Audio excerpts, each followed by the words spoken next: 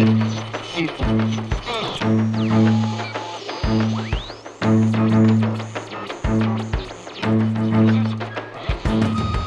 internautes, bonjour. Je suis aujourd'hui en compagnie de François Asselineau. Bonjour François Asselineau. Bonjour. Donc François Asselineau, je rappelle que vous êtes président fondateur de l'Union populaire républicaine, un parti politique qui appelle tous les Français à se rassembler afin de faire sortir la France de l'Union européenne, de l'euro et de l'OTAN. Donc aujourd'hui, nous allons parler d'actualité et donc de l'actualité grecque. Et tout d'abord, je vais vous demander que pensez-vous des résultats du référendum ? Alors, ce référendum a été présenté dans tous les médias comme une grande victoire du non. C'est vrai que le non l'a emporté, et l'a emporté d'ailleurs d'une façon tout à fait impressionnante par rapport aux sondages qui avaient été diffusés pendant les 10 jours qui l'avaient précédé et qui donnaient parfois le non et le oui à égalité. Il y avait d'ailleurs eu exactement 13 sondages, et sur les 13 sondages, il y en avait 4 qui avaient donné le oui gagnant. Aucun sondage n'avait prévu que le non dépasserait les 60% des suffrages exprimés. Donc, d'un certain point de vue, c'est en effet un succès pour le non. Ce dont d'ailleurs je me réjouis. Le pire aurait été que le oui l'emportât. Mais, il y a un mais dont personne n'a parlé, c'est qu'il y a eu un taux tout à fait impressionnant d'abstention, de vote blanc et de vote nul. Alors c'est d'autant plus important de le souligner, il y a eu exactement 41,1% des électeurs grecs qui soit ont refusé d'aller voter, soit ont voté blanc ou ont voté nul. De telle sorte que si on rapporte au suffrage, non pas au suffrage exprimé, mais aux électeurs inscrits, 41,1% des Grecs ont refusé de voter ou bien ont voté blanc ou nul, 36,1%, c'est-à-dire un peu plus d'un tiers, ont voté non, et 22,8% sont allés voter oui. Voilà, c'est ça les vrais résultats en termes de sociologie électorale. Alors c'est d'autant plus important de souligner le niveau important d'abstention de blancs et nuls, d'une part parce que le vote est obligatoire en Grèce. Alors il est exact, vérification faite, que l'obligation n'est pas assortie d'une amende, comme c'est le cas par exemple en Belgique. Néanmoins, c'est assorti quand même de pression ou de difficultés. Par exemple, si vous êtes fonctionnaire, pour avoir des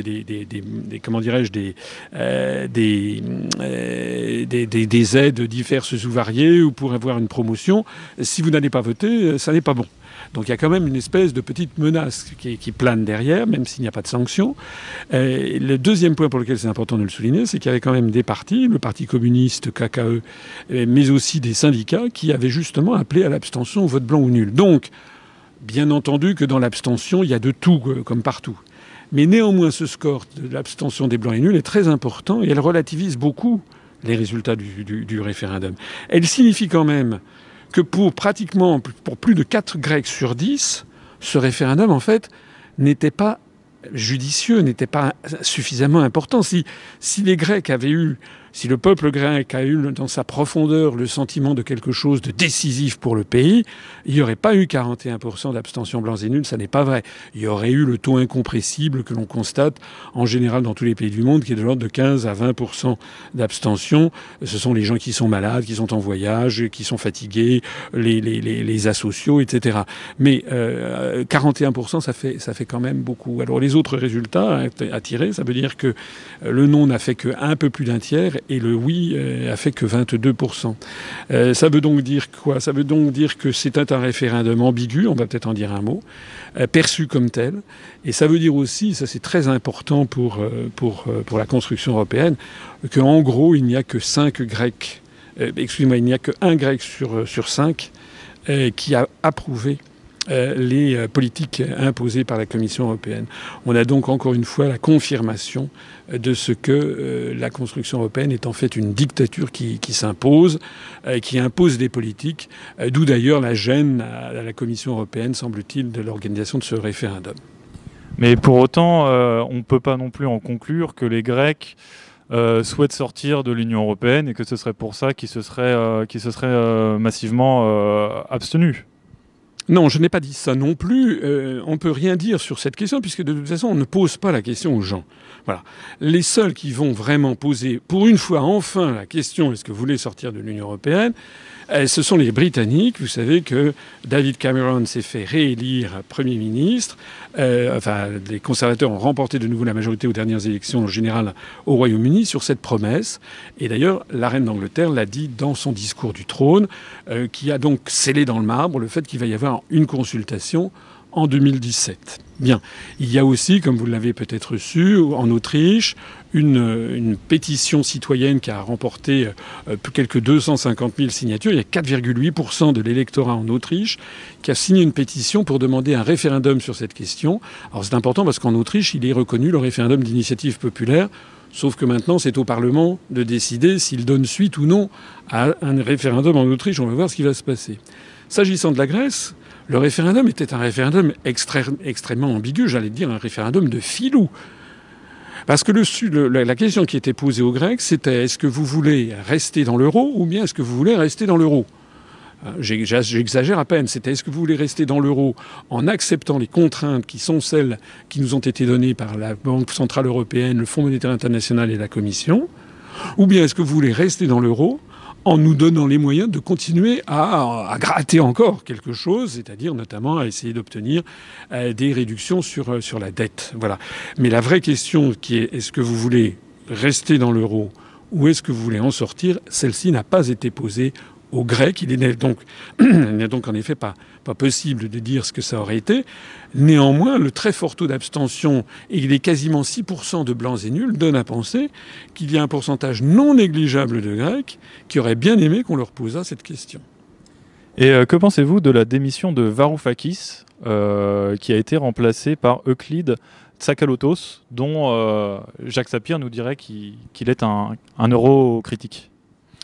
De toute façon, moi, mon avis personnel, c'est que tout ceci est organisé. Voilà. Varoufakis, c'est un ultra-atlantiste. Varoufakis, c'est quand même quelqu'un qui a passé plusieurs années de sa vie, encore très récemment, comme professeur dans une université à Austin, dans le Texas.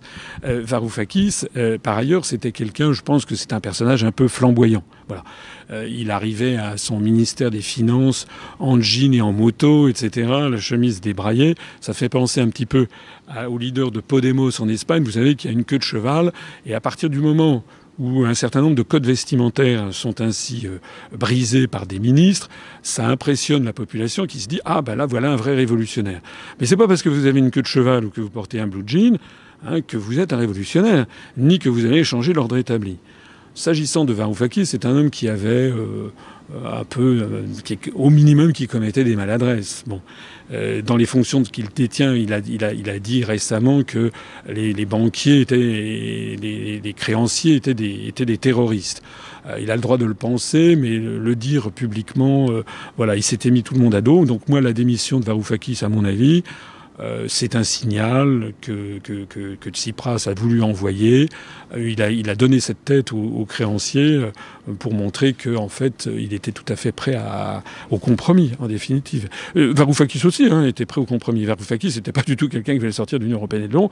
Simplement, il était sans doute plus maladroit dans les négociations que le souhaite Tsipras. Mais là, il a été remplacé par Tsakalotos, qui apparemment, justement, serait un euro critique. Donc est-ce que ça veut dire qu'on peut attendre un espèce de changement de cap dans la négociation du gouvernement grec ? Bon, alors d'abord, il faut quand même préciser une chose, c'est que nous sommes le 8 juillet 2015 à midi, et donc je veux que les propos que je tiens soient précisément datés, parce que les choses évoluent constamment.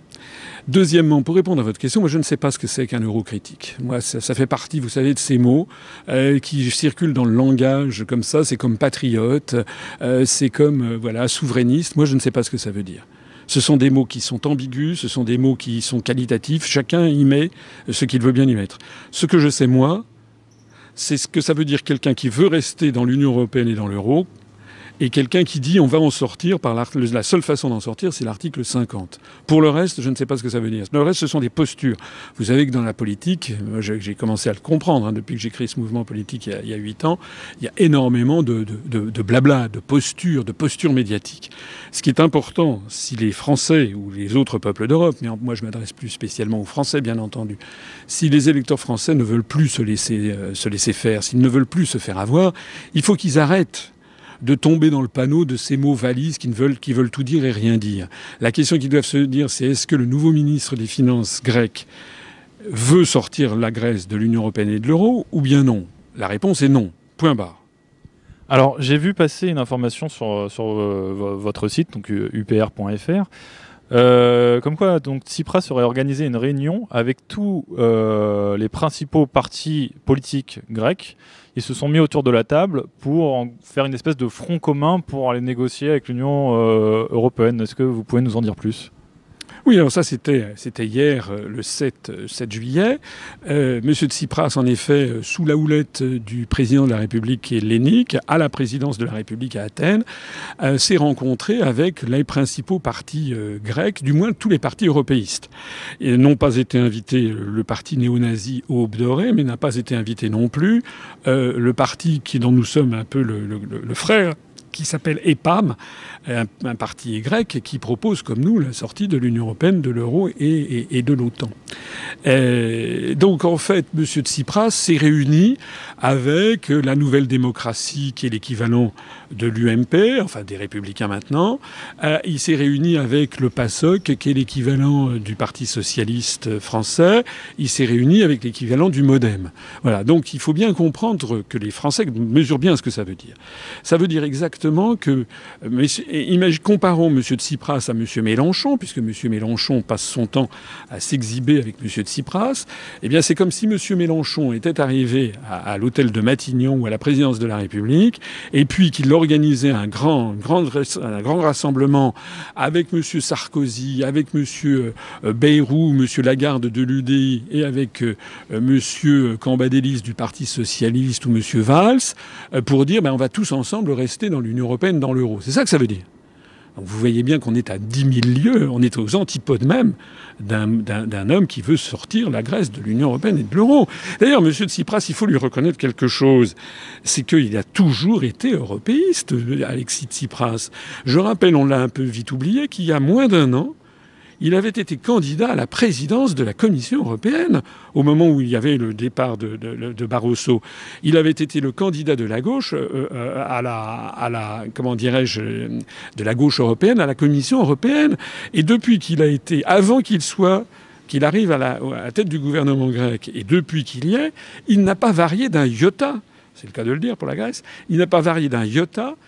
Il a toujours dit qu'il voulait rester dans l'Union européenne, dans l'euro, et voilà. Donc en fait, il est logique avec lui-même. Et là, aujourd'hui même, nous sommes donc le 8 juillet, on apprend ce matin, eh bien, que tout est en train de s'arranger. Vous savez, ça va se terminer. Moi, je l'ai déjà dit depuis plusieurs semaines. Donc les événements, je suis désolé pour mes contradicteurs, mais les événements confirment encore une fois mes analyses. On est en train de s'acheminer lentement, mais sûrement, vers une happy end à l'américaine. On apprend qu'il est prêt à faire des concessions, que les Européens sont tombés d'accord pour repousser jusqu'à dimanche prochain, que le Fonds monétaire international, par la bouche de Madame Lagarde, a dit qu'il était prêt à examiner, comment dirais-je, une annulation de certaines dettes. D'ailleurs, le sujet de l'annulation des dettes est sur la table. Voilà.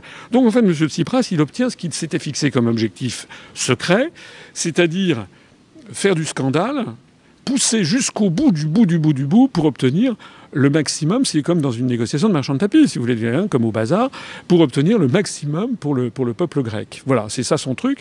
Mais moi, je pense qu'il n'ira pas jusqu'à la rupture.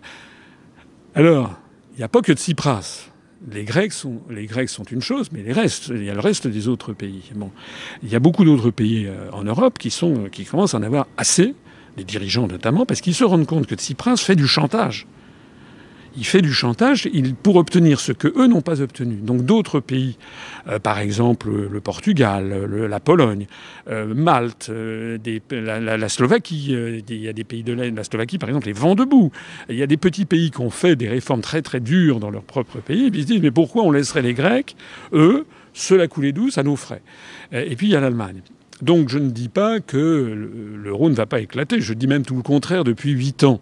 Ça fait 8 ans que je dis que l'euro va éclater et qu'il faut en sortir au plus vite. Bon, donc je ne dis pas que l'euro ne va pas éclater, je dis tout le contraire. Mais je dis que Dans le cas d'espèce, la probabilité, à mon avis, la plus importante, c'est que la Grèce reste encore une fois dans l'euro, pour des raisons géopolitiques sur lesquelles peut-être vous allez m'interroger, mais avec, au dernier moment, encore une fois, un accord à l'arraché. Donc ça signifie que si la Grèce reste dans l'euro, on sait très bien que ils pourront pas s'en sortir sans une aide de l'extérieur, donc on va devoir restructurer leur dette, prendre une partie de la dette pour les Français, pour les Allemands, etc. Donc au final, est-ce que c'est pas finalement les Français qui vont supporter en partie le poids de cette dette? Oui, alors, il est encore beaucoup trop tôt, comme on ne sait même pas s'il va y avoir un accord. On ne sait même pas non plus s'il va y avoir comment appelle-t-on ça, comment dirais-je, des annulations de dettes. Donc voilà, quand on verra ce qui se passera, à ce moment-là, on en tirera les conséquences pratiques. Mais vous avez parfaitement raison. J'insiste sur cet élément qui n'est pas assez bien perçu par beaucoup de Français. J'insiste sur cet élément, c'est que les Grecs, la posture du gouvernement grec n'est pas une posture sympathique. Hein. Je voudrais insister sur ce qui se passe. Monsieur Tsipras est en train de jouer sur une faille des traités européens.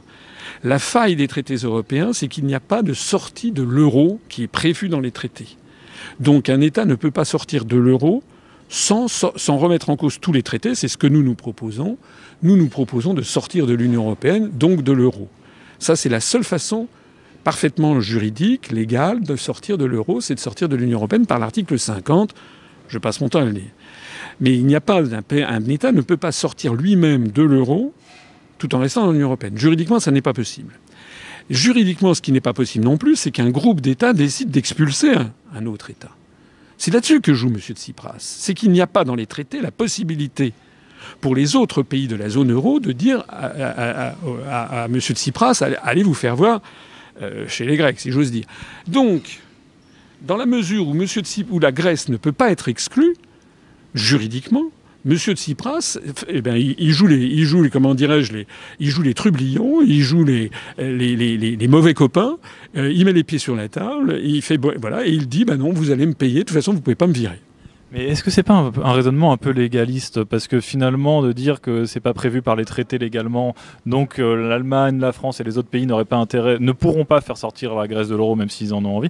On voit très bien que l'Union européenne, les traités, quand ça les arrange pas, on voit bien ce qui s'est passé à Chypre, elle les piétine. Ça lui pose aucun problème. Donc est-ce qu'il n'y a pas une possibilité que finalement, quand même, la France, l'Allemagne, les autres pays européens disent ok, maintenant ça suffit, on peut plus assumer la dette grecque. On ne veut plus continuer comme ça. Nous avons tout intérêt à faire sortir la Grèce de l'euro. Oui, bien sûr, je n'ai jamais dit le contraire. Les traités, on les piétine. Et vous avez rappelé Chypre. Effectivement, la zone euro avait rétabli le contrôle des mouvements de capitaux, ce qui viole l'article 63 du traité de l'Union. Mais c'est une chose de violer un article en particulier, à titre provisoire, l'article 63. C'en est une autre de le violer de façon absolument massive, puisque c'est le traité de Maastricht quand même. Le traité de Maastricht, c'était quand même d'abord et avant tout la monnaie. Alors, le scénario que vous évoquez n'est pas impossible. Il n'est pas impossible que ce soit non pas la Grèce qui veuille sortir de l'euro, que ce soit Tsipras, mais que ce soit les Allemands et puis toute l'Europe du Nord et une partie de l'Europe de l'Est qui disent il y en a marre, ce mec on le vire, passez-moi l'expression, et donc on lui coupe les vivres. Donc ça, c'est vrai que c'est possible. Sauf que il y a toujours un risque dans le fait de piétiner les traités. Je vois parfois, il y a en France des gens qui disent mais non, Asselineau, Luper, ils sont trop légalistes, les traités, on va les piétiner, on va imposer la position de la France. Mais ça veut dire quoi si on piétine les traités?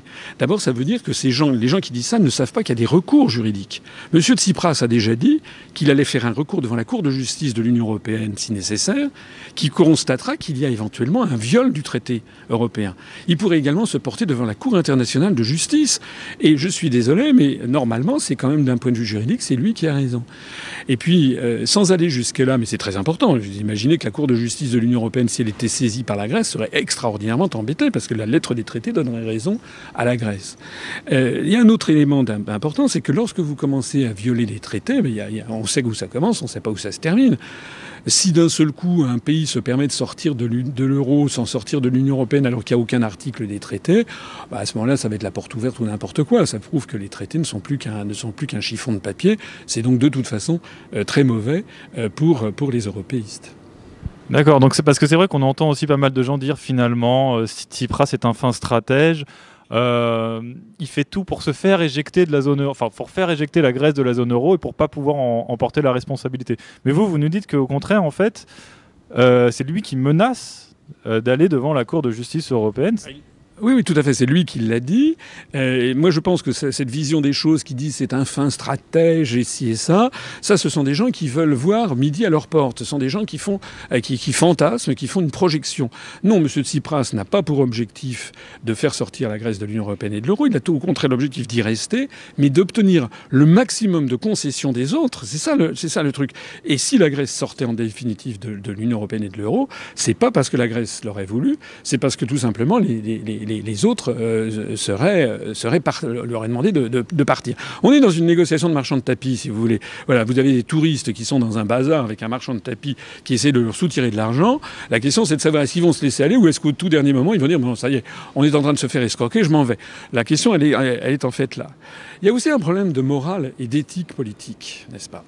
C'est que, personnellement, je trouve que la politique, c'est d'abord et avant tout de dire aux gens ce qui se passe, de leur faire comprendre et que la démocratie, c'est pas la manipulation.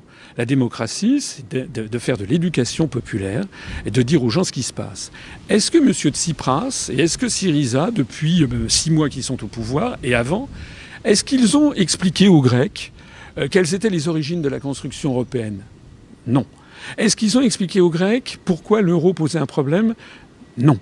Est-ce qu'ils ont expliqué aux Grecs pourquoi toutes les monnaies plurinationales de l'histoire ont toujours explosé? Non. Est-ce qu'ils ont expliqué aux Grecs comment le problème de la divergence des compétitivités des économies, le fait que ça n'est pas parce que l'Allemagne est méchante qu'elle impose son truc, c'est parce qu'on ne peut pas avoir une monnaie identique entre 19 économies différentes et que chacun est des structures sociales, industrielles, économiques totalement différentes, que ça peut pas marcher? Est-ce qu'il l'a expliqué aux Grecs? Non.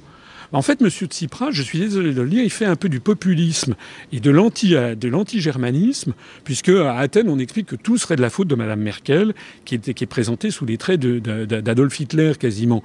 Je ne suis pas là pour défendre l'Allemagne, ni non plus pour enfoncer les Grecs. J'aime beaucoup les Grecs. Je suis là simplement pour dire que c'est le système dans lequel on a placé à la fois les Allemands et les Grecs, mais aussi les Français, les Portugais, les Italiens, les Slovaques, etc. C'est ce système-là qui est absurde. C'est ce système-là qu'il faut démanteler. Et ça n'est pas faire preuve, ça n'est pas être un homme d'État que de taper spécialement sur l'Allemagne, comme si c'était elle l'empêcheuse de tourner en rond. Il va y avoir, moi je pense qu'il va y avoir probablement un accord, in fine, parce que derrière il y a le président des États-Unis. On va peut-être en dire un mot dans un instant, je ne sais pas. Il y a le président des États-Unis qui est intervenu, donc il va probablement y avoir un accord in fine, et donc on va sans doute restructurer la dette grecque sur 25, 30 ans, je ne sais pas quoi. Et alors, les problèmes structurels posés par l'euro vont toujours être là, et bien là, sous-jacents. Et on en reparlera dans 2 ans, dans 5 ans, et pas seulement sur la Grèce d'ailleurs, mais aussi sur d'autres pays.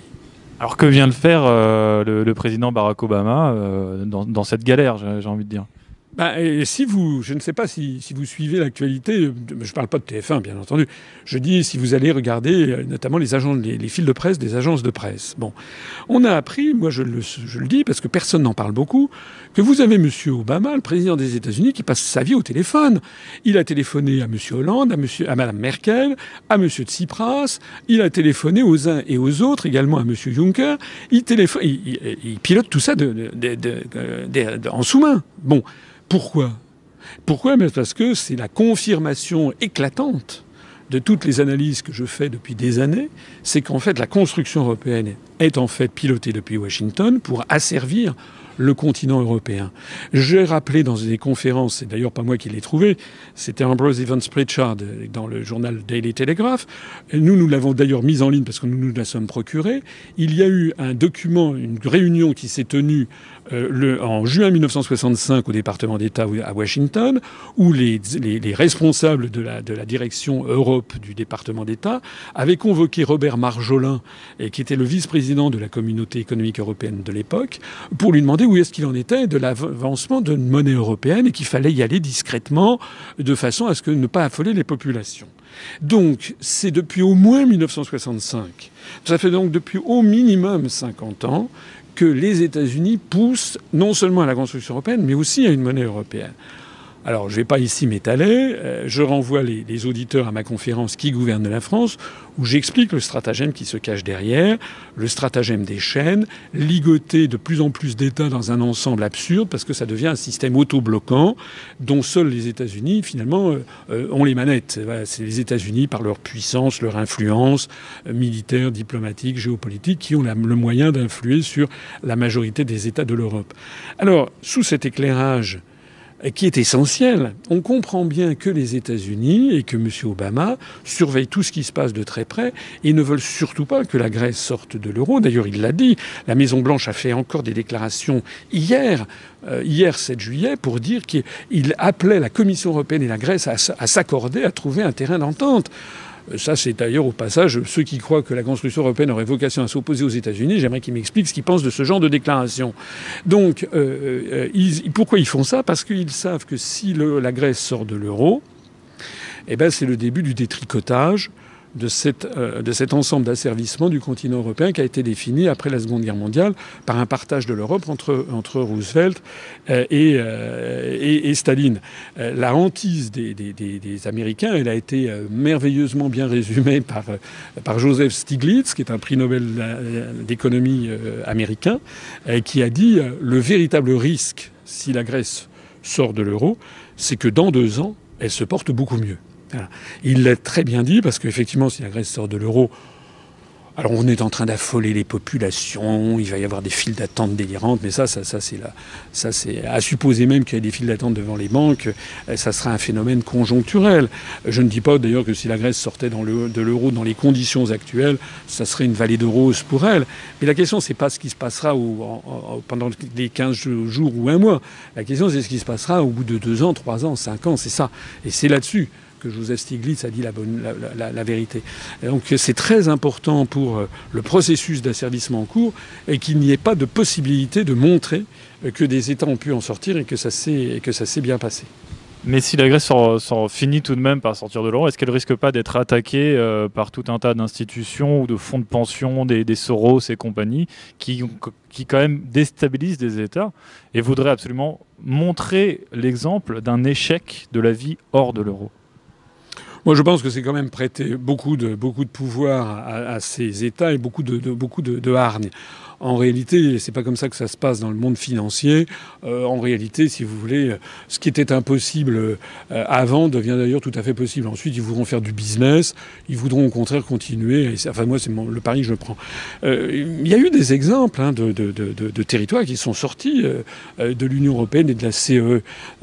Tout le monde l'oublie. Je l'ai rappelé il y a pas très longtemps. Bon, pour la petite histoire, c'est amusant de le savoir, l'Algérie, lorsque c'était en 1957, lorsque le traité de Rome a été signé, l'Algérie, c'était des départements français, faisant partie donc de la République française à titre de département et non pas au titre de colonie, donc faisant partie de la CE dès le début. Lorsque l'Algérie est devenue indépendante, à partir du 1er juillet 1962, ce nouvel État était juridiquement dans la Communauté économique européenne. Elle en est sortie en 1964. Voilà, alors ça c'est pour la petite histoire, il ne s'était pas passé grand-chose encore, mais ça prouve, d'un point de vue juridique, qu'on peut en sortir. Il y a un exemple plus intéressant, c'est celui du Groenland, qui, en 1985, est sorti le 1er février 1985 de la CE, après un référendum. Excusez-moi, le Groenland, c'est quand même c'est un très grand territoire, c'est le deuxième... Excusez-moi. Le Groenland, c'est quand même un grand territoire. C'est la 2e île du monde. Il y a à peu près 70 000 habitants. Les Groenlandais, ils ont voulu sortir. C'est un territoire, une colonie, un territoire d'outre-mer, plus exactement, du Danemark. Et ils ont voulu sortir de la CE par un référendum. Le oui l'a emporté. Ils en sont sortis. Le Groenland se porte se portent bien. Enfin bon, ils gèrent maintenant leurs ressources en poisson comme ils l'entendaient. Ça ne leur est pas imposé par Bruxelles, etc. Et puis, dernier exemple en date que je cite aussi, c'est un peu un détail, mais c'est quand même un détail significatif d'un point de vue juridique. C'est que la petite île française de Saint-Barthélemy dans les Antilles, qui était rattachée au département de la Guadeloupe, était donc dans un département d'outre-mer. Or, les départements d'outre-mer en France font partie de l'Union européenne au titre des régions ultra-périphériques. Là, l'île de Saint-Barthélemy a demandé, la population a demandé à changer son statut. Elle est devenue désormais, elle s'est séparée de la Guadeloupe. Elle est devenue une collectivité d'outre-mer spécifique en dehors de la Guadeloupe. Or, les collectivités d'outre-mer, les territoires d'outre-mer de la République sont en dehors de l'Union européenne. Donc, elle est sortie de l'Union européenne. On a donc un territoire français qui était dans l'UE et qui est sorti. C'est une petite commune. Évidemment, c'est un peu anecdotique, mais du point de vue juridique, ça ne l'est pas.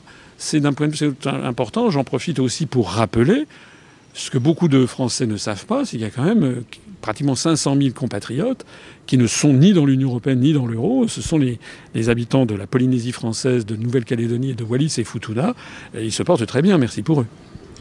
Et juste pour revenir sinon sur votre actualité, donc là vous avez fait une grande tournée à La Réunion et à Mayotte.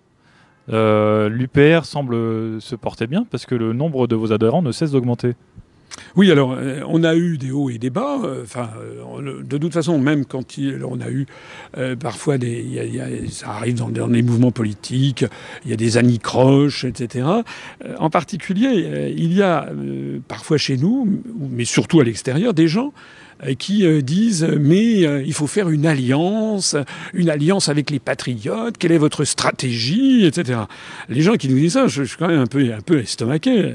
Notre stratégie, elle est gagnante puisque nous sommes le mouvement politique en plus forte croissance. On a dépassé les 8000 adhérents voici quelques jours et au moment même où je vous parle, on est je crois à 8046 adhérents. En ce moment, c'est d'ailleurs très étonnant, on a eu une petite faiblesse vers le mois de juin, mais en ce moment, alors qu'on arrive vers la mi-juillet, que normalement au moment des vacances, le rythme des adhésions se ralentit, voire devient presque stable. Enfin, après, il y a presque plus d'adhésions pendant la torpeur estivale. On a remarqué ça chaque année, mais en ce moment, ça se porte très bien. On fait 7, 8, 10 adhésions par jour en ce moment. Donc, les gens qui nous disent quelle est votre stratégie, mais notre stratégie, c'est celle que nous menons et qui est gagnante. Votre question me fait penser à un point qui est quand même important. On revient sur la Grèce. C'est qu'il y a des gens qui me disent...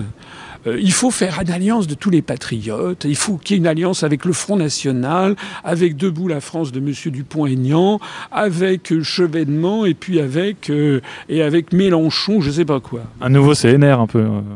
Les gens qui me disent ça, moi je leur dis toujours, mais commencez déjà avec les autres.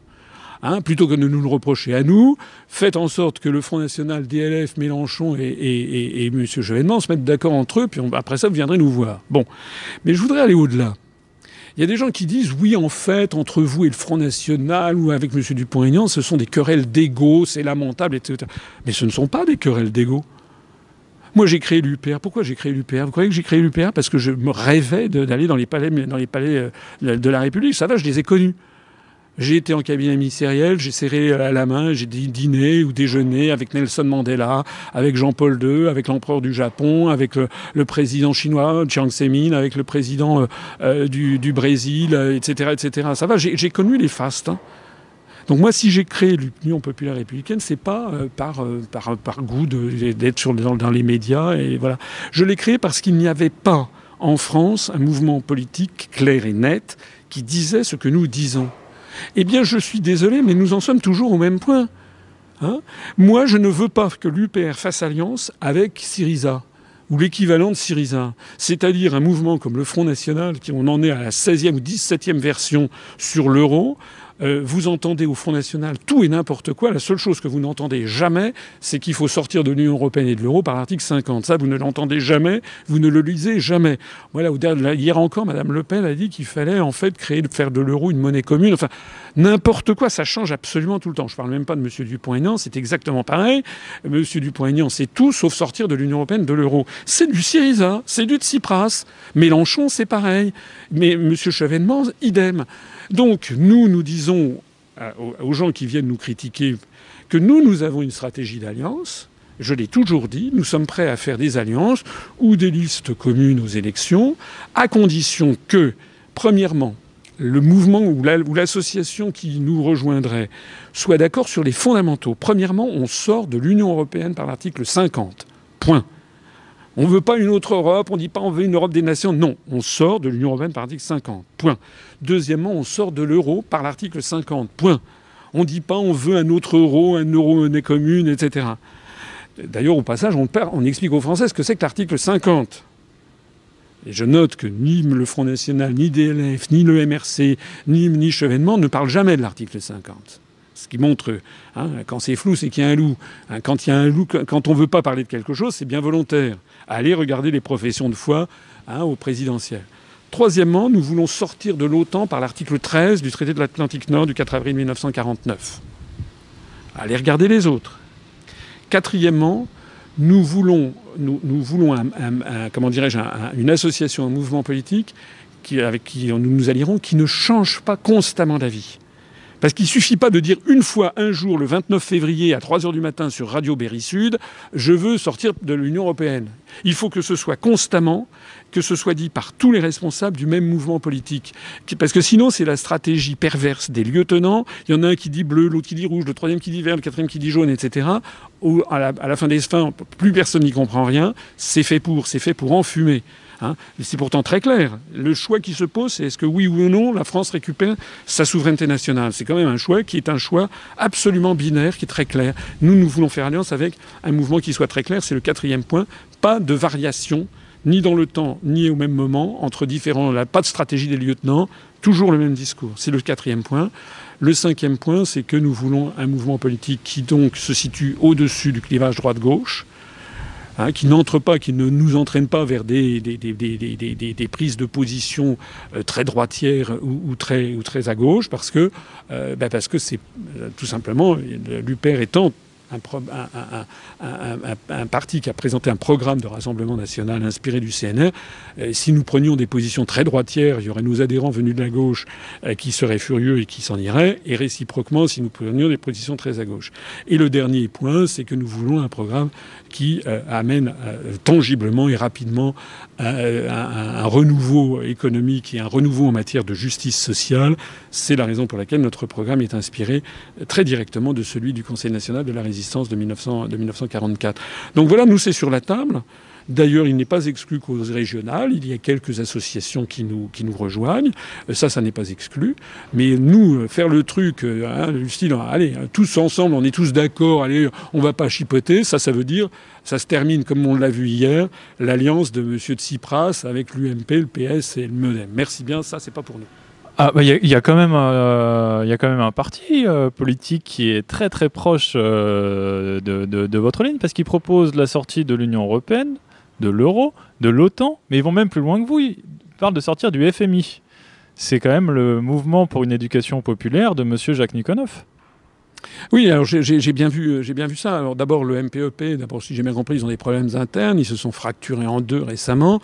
Deuxièmement, moi j'avais invité M. Nikonov à venir à l'université de l'UPR, comment dirais-je, à Annecy. Auparavant, j'avais débattu avec M. Nikonov, c'était en septembre ou octobre 2011 de mémoire. Les internautes pourront trouver ça sur Internet. Sur Beurre FM, et je lui avais proposé à l'antenne, donc tout est sur la table, je lui avais proposé une alliance. Voilà. Monsieur Nikonov, à ce moment-là, à l'antenne, m'avait répondu, nous ne ferons pas alliance avec l'UPR parce que vous êtes la droite, et c'est la droite, on sait ce que c'est l'alliance du château et de l'église. Voilà. Donc il avait dit, on soutient Monsieur Mélenchon. Voilà. Voilà la réalité des choses. Donc, moi, vu la fin de non-recevoir que M. Nikonov m'avait adressé, eh bien, nous avons bâti notre propre programme.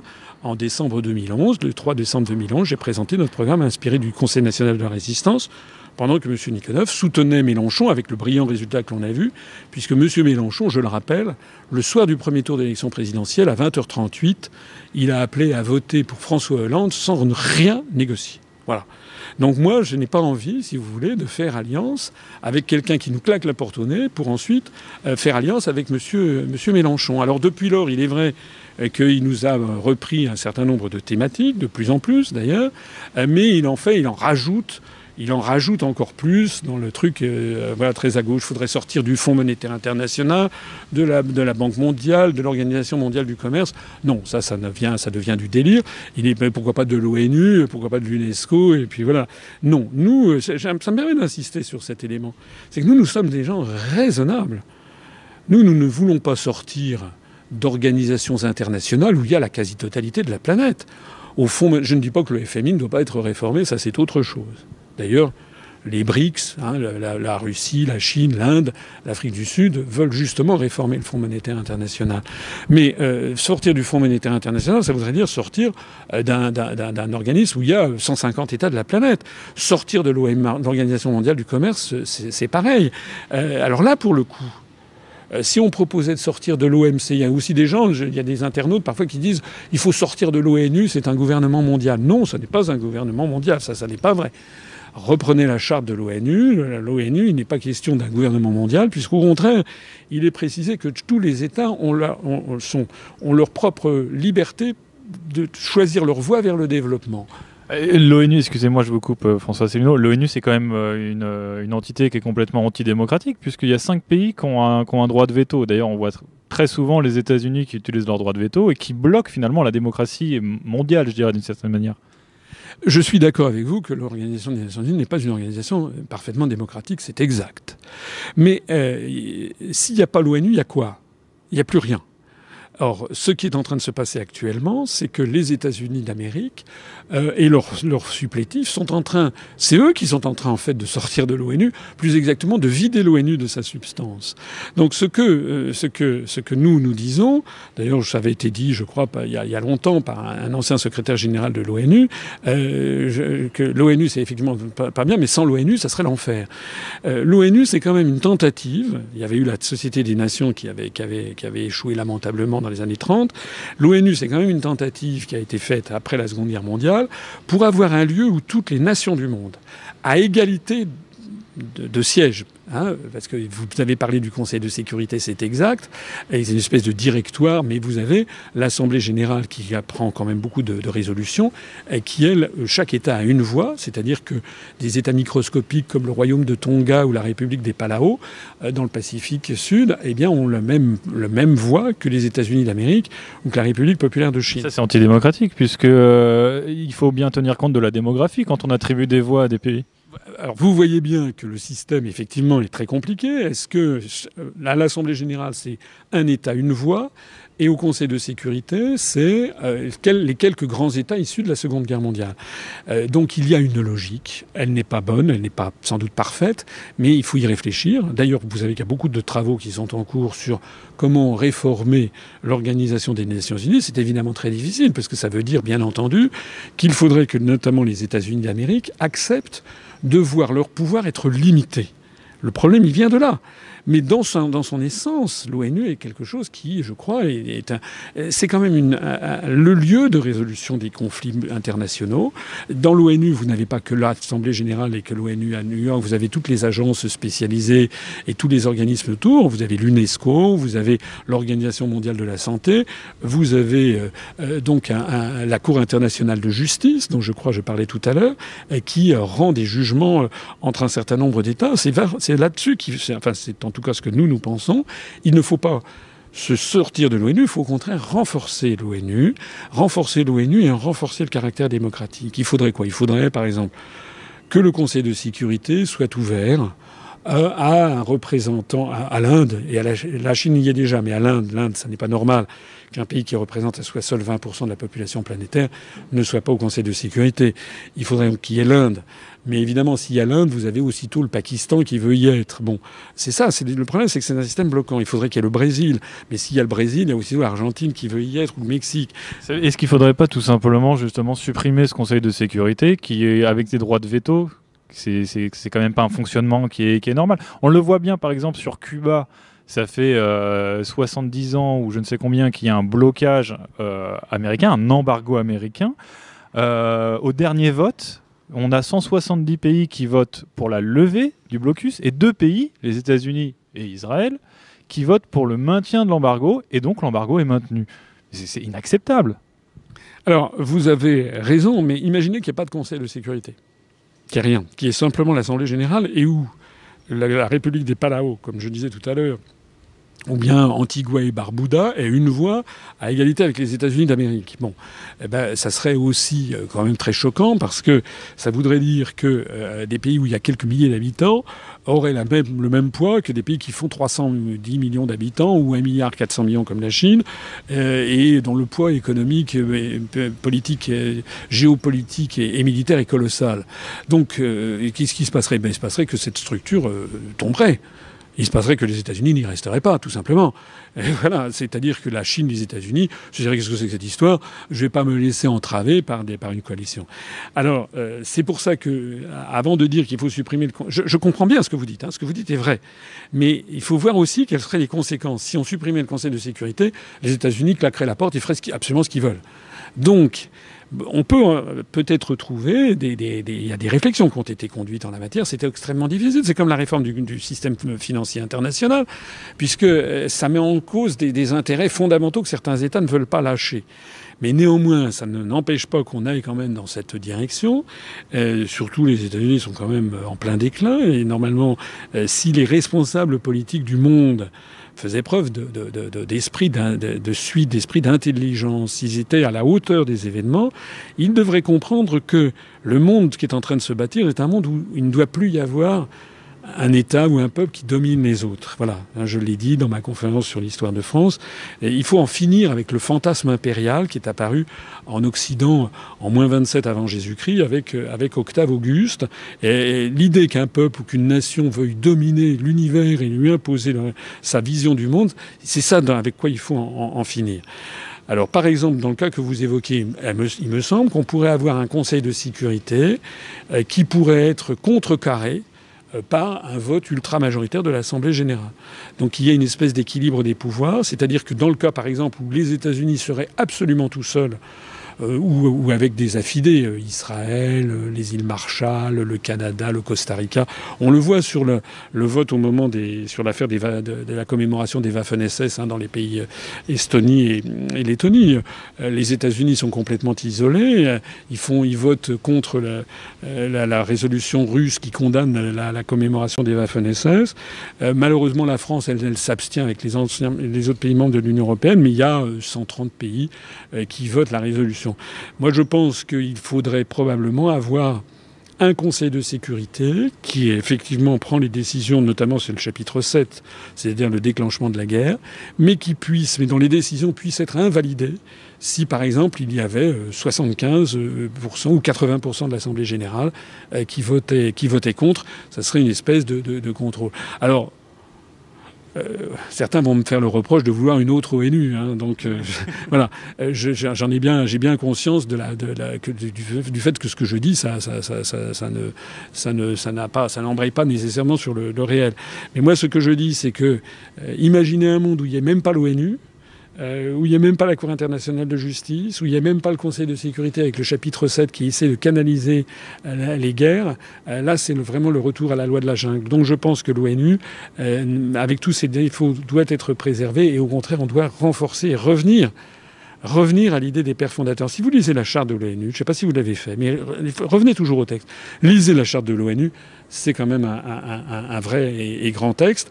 Moi, je pense que la France, étant sortie de l'Union européenne, de l'euro et de l'OTAN, ayant donc récupéré sa souveraineté, devrait se rapprocher des BRICS, je l'ai déjà dit, du Brésil, de la Russie, de l'Inde, de la Chine et de l'Afrique du Sud, et puis de tous les autres pays qui voudraient en fait avoir cette amorce d'un monde qui serait un monde où chaque nation, on reviendrait un peu à l'idée du concert des nations d'après Napoléon Ier de 1815, où chaque nation essaye a l'intelligence de ne pas vouloir imposer à autrui ce qu'elle ne voudrait pas que autrui lui impose.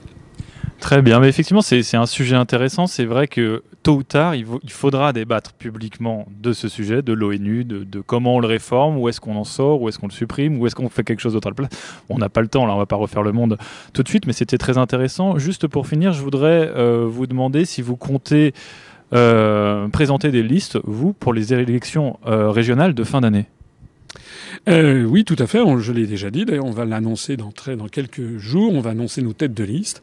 Donc, nous serons présents aux élections régionales dans toutes les régions de France métropolitaine, sauf la Corse, où nous ne serons sans doute pas présents. Et nous serons présents également à l'île de la Réunion.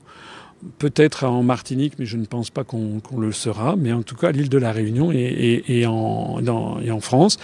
Ça représente un petit tour de France, hein, parce que ça veut dire qu'il faut trouver à peu près 1600 candidats.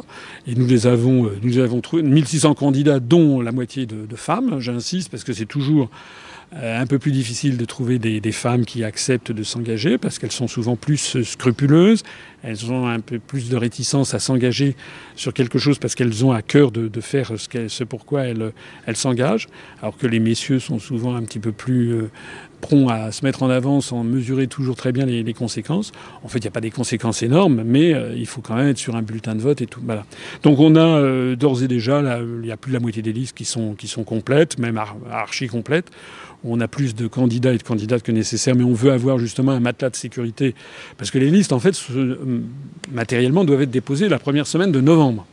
Hein, donc, vous voyez qu'on s'y prend à l'avance. Mais il faut bien ça pour organiser ensuite les tracts, les professions de foi, etc. Donc, on va annoncer dans les prochains jours nos têtes de liste dans les régions. Et nous serons là et bien là pour les régionales. Je pense, de façon, comment dirais-je, réfléchie. Ça n'est pas un slogan, je pense que ces élections régionales vont marquer pour l'UPR un nouveau pas en avant dans la montée de sa notoriété, dans la montée des suffrages exprimés. Vous avez rappelé que je suis allé à La Réunion et à Mayotte il y a quelques jours. J'ai eu un excellent accueil, vraiment un très très bon accueil, notamment à La Réunion. Mayotte, c'est plus petit, mais La Réunion... Enfin, j'ai eu un bon accueil à Mayotte, mais à La Réunion, j'ai été frappé par le nombre important de gens qui connaissaient l'UPR. Et également, j'ai été frappé par la relative facilité avec laquelle nous avons été repris dans les médias de l'île, avec Antenne Réunion, RFO, Radio Freedom, Info 974, le Journal de la Réunion, Information politique, enfin, etc. Toute une série de journaux, de radios, de télévision qui ont repris. Et d'ailleurs, on continue ces jours-ci à recevoir encore de nouvelles adhésions venant de la Réunion. On doit en être à peut-être 25 ou 30 adhésions supplémentaires depuis que je suis allé sur place. Eh bien écoutez, François Asselineau, on vous souhaite bon courage pour les élections régionales et on vous dit à très bientôt. Merci à vous et puis merci pour tout ce que vous faites pour informer les internautes d'une façon différente des médias de masse.